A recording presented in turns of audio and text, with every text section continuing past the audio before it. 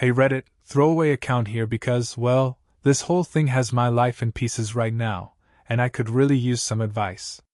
I've been with my wife, Sarah, for 6 years. We've been married for 3 of those. We were one of those couples that everyone thought had it all figured out. Friends used to say we were, relationship goals, and all that crap. And yeah, we had our moments of stress, but honestly, I thought things were pretty good. But lately, things have been off. It started small, a weird distance between us, less affection, less laughter. She'd come home from work and just sort of float around. I'd ask her how her day went, and she'd be vague or seem distracted.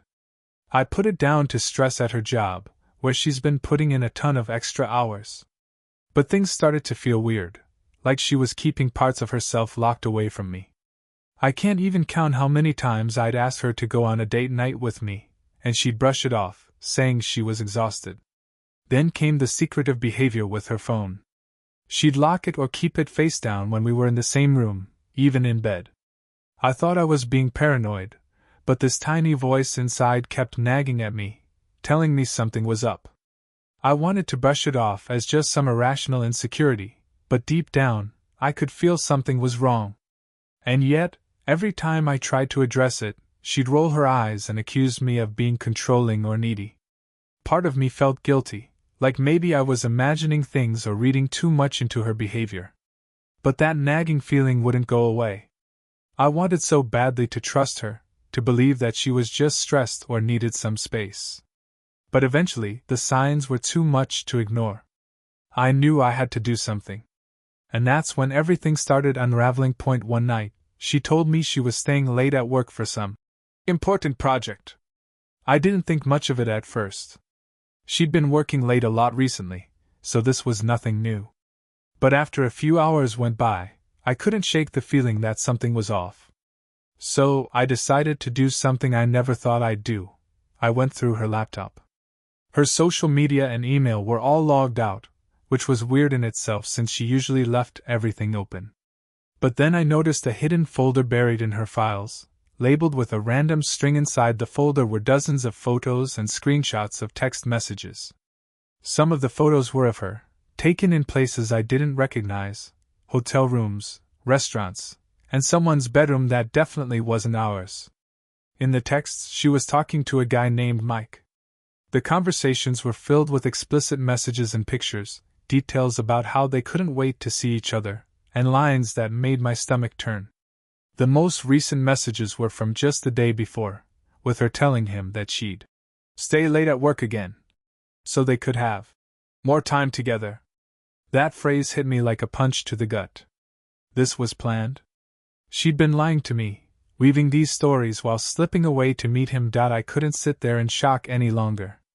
I felt this surge of rage and betrayal boiling up inside me. So, I did the only thing I could think of. I called her. She didn't answer, so I left her a message. Sarah, we need to talk. I know everything. About 30 minutes later, she came home, looking furious. Not sad, not apologetic, furious. She accused me of invading her privacy, saying I had no right to go through her stuff. That was her first reaction. Not an apology, not a single shred of remorse. You know what I found on there, Sarah? Are you really going to act like I'm the bad guy here? I asked, trying to keep my voice steady, though I was barely holding it together. She rolled her eyes, crossed her arms, and sighed. Look, it just happened, okay? Things haven't exactly been great between us lately, and I needed someone to actually make me feel alive. Maybe if you paid more attention to me, I wouldn't have to go looking elsewhere. She snapped. Hearing that, I felt this raw, piercing anger, but also a kind of numbness. There she was, standing in front of me, trying to turn the blame on me as if her cheating was somehow my fault. The confrontation spiraled from there. I felt like I was on a roller coaster of emotions. 1 minute, I was furious, wanting to scream at her for being such a heartless liar, and the next, I was just completely shattered, questioning everything I thought I knew about our life together. Alive? I repeated, incredulous. What about me? What about the life we built together? You've thrown everything away for some fling with a guy you barely know. Her face twisted with annoyance, but it was like I was talking to a wall. Every time I tried to express my hurt, she would deflect, insisting it was just a fun distraction, and that it didn't mean anything serious. It felt surreal, like I was watching a movie where the main character was in complete denial. As the argument escalated, my heart sank deeper into despair. I couldn't believe the woman I loved, the woman I married, was capable of such betrayal. Each word she said felt like a knife, cutting deeper into my soul. I recalled all those nights I'd tried to connect with her, the times I'd held her close and whispered sweet nothings, only for her to be texting another man, dreaming of him instead. When she finally left the room, I collapsed onto the couch, the weight of the world crashing down on me. I felt raw and exposed, a mix of disbelief and a creeping sadness that threatened to swallow me whole. I was angry, yes, but the sadness was overwhelming, like a heavy blanket suffocating me. I thought of all our plans, the dreams we had shared, and they felt utterly meaningless now. I was left with nothing but the stark realization that the woman I loved was someone I didn't even recognize anymore. After that explosive confrontation, I needed space to think. I moved into the spare bedroom, wanting to put some distance between us. I felt numb, like I was moving through a fog. The next few days were a blur of anger, tears, and confusion. I went to work, but I could hardly concentrate. My mind kept drifting back to the image of her with Mike, and I could feel the betrayal gnawing at me. I wrestled with the decision of what to do next. Part of me wanted to fight for our marriage, to somehow find a way to fix the wreckage. I thought about the good times we had shared, the laughter and love that used to fill our home. But every time I tried to picture us reconciling, I couldn't shake the image of her in someone else's arms, betraying the vows we had made. Finally, I decided to confront her again. This time, I wouldn't allow her to deflect. I needed to know if she was even remotely interested in salvaging our marriage or if she was just waiting for me to go so she could continue her affair with Mike without guilt.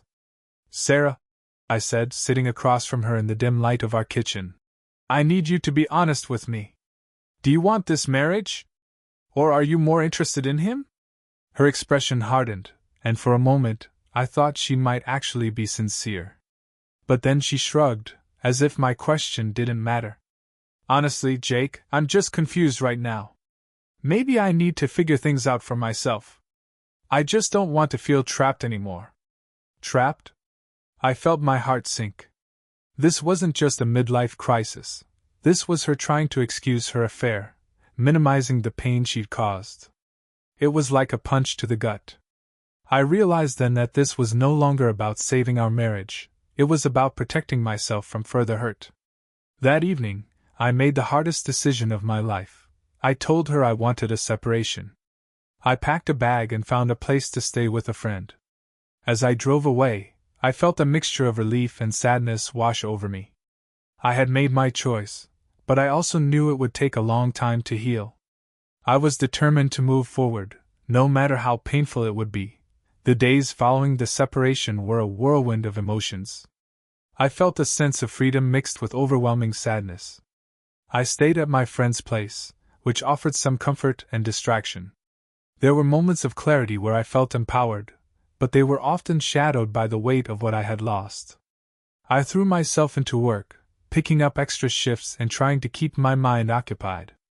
But every time I came home to my temporary space, the reality of my situation hit me like a ton of bricks. I was living in a different place, away from the life I had built with Sarah, and the pain of it all was still raw. The hardest part was the loneliness. I'd sit in my friend's living room, the silence echoing in my ears, and I'd think about the empty house we used to share. It felt like a ghost town, haunted by memories of laughter and love that now seemed so distant. I missed the companionship, the intimacy we once shared, even if it was now tainted by her betrayal. Eventually, I reached out to a therapist to help navigate the tangled mess of emotions I was feeling. Talking to someone who could provide an outside perspective was incredibly helpful. She guided me through my anger and sadness, helping me find healthier coping mechanisms. I began to focus on rebuilding my life, taking up hobbies I had neglected and rediscovering who I was outside of my marriage. As I began to heal, I found myself reflecting on the experience more objectively. I learned the importance of communication and trust in a relationship, and I realized that a healthy partnership requires both parties to be committed and honest. Sarah's lies had shattered our bond, but I also understood that I couldn't blame myself entirely for her actions. Looking back, I'm grateful for the journey, even though it was painful. It forced me to confront my own vulnerabilities and reaffirm my self-worth. I learned that love is about mutual respect and commitment, not just convenience. To anyone reading this who might be in a similar situation, my advice is simple: trust your instincts.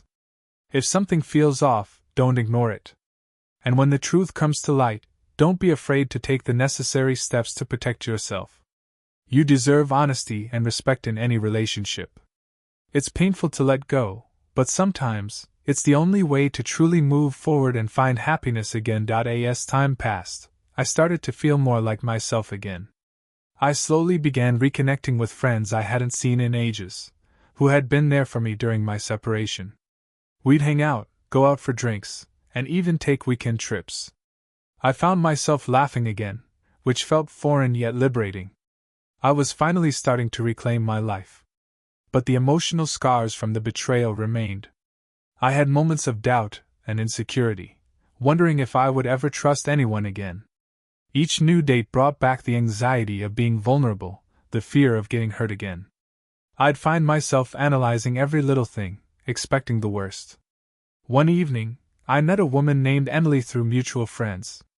She was easy to talk to, with a great sense of humor and a genuine warmth that drew me in. As we spent time together, I was amazed at how effortlessly she made me laugh and feel comfortable.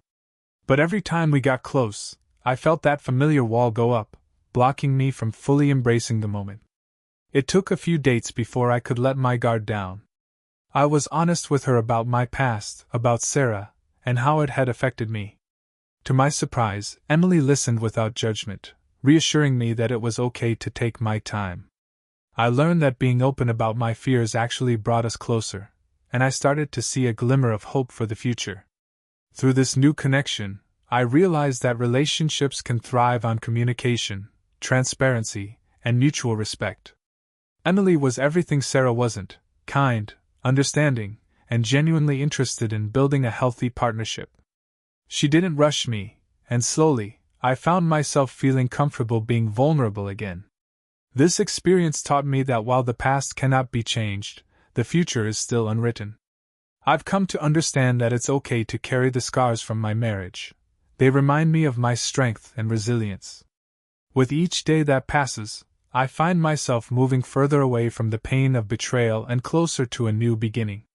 If there's one thing I've learned, it's that healing takes time and effort, but it's worth it. I'm no longer defined by my past or the choices someone else made. Instead, I'm excited about where life is taking me now, ready to embrace love again, on my terms. As I sit here, reflecting on everything that's happened over the past year, I realize how much I've grown. The journey from betrayal to healing was anything but easy, but every step taught me valuable lessons about love, trust, and self-worth. I've learned that while heartbreak can feel like an end, it can also be a powerful catalyst for personal growth. I've come to appreciate the importance of knowing my own value. When Sarah cheated, I let her actions make me question my worth. But now, I understand that her betrayal was a reflection of her choices, not mine. I deserve someone who will be loyal, honest, and committed to our relationship. It's so easy to fall into the trap of blaming ourselves for someone else's infidelity, but I've learned to let go of that guilt. To anyone out there who finds themselves in a similar situation, here's my advice. Trust your instincts. If something feels off in your relationship, don't ignore it. Your gut is often right. Don't be afraid to seek help. Talking to a therapist or a trusted friend can help you navigate the storm of emotions you're feeling. It's okay to ask for support. Take time for yourself. Healing doesn't happen overnight. Allow yourself to feel, to grieve, and to process what you've been through. It's a journey, and there's no rush. Learn from the experience. Reflect on what went wrong and what you want in a future partner. Use this as an opportunity to grow and set healthier boundaries. Open up to new love, When you're ready, don't shy away from new relationships. Love can be found again, but be honest about your past and your fears. Communication is key. In closing, I'm grateful for the lessons I've learned, even if they came at a high price. I'm excited about the future, and while I know there will still be challenges ahead, I feel stronger and more prepared than ever. Life has a funny way of pushing you into the unknown, but sometimes that's where the magic happens. Here's to new beginnings and the courage to embrace them.